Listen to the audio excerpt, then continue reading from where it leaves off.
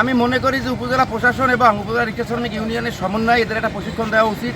প্রশিক্ষণটা দিলে হয়তো বা এদের কিছু দুর্ঘটনা রোধ করা যাইতে পারে।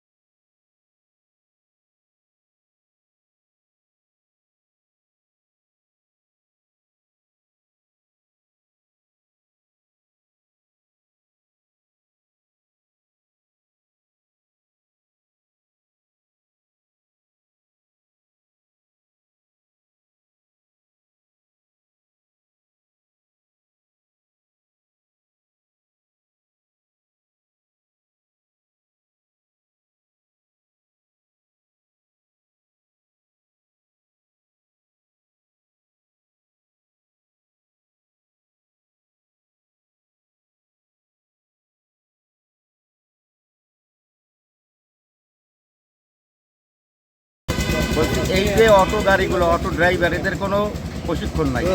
এরা এদের নিয়ম শৃঙ্খলা বোঝে না, কেমনে চালান লাগে। উপজেলা প্রশাসন এবং উপজেলা রিক্সা শ্রমিক ইউনিয়নের সমন্বয়ে যদি এদের একটা প্রশিক্ষণ দেওয়া হয়, তাইলে হয়তো বা কিছুটা এই অ্যাক্সিডেন্ট নিয়ন্ত্রণ করা যাইতে পারে।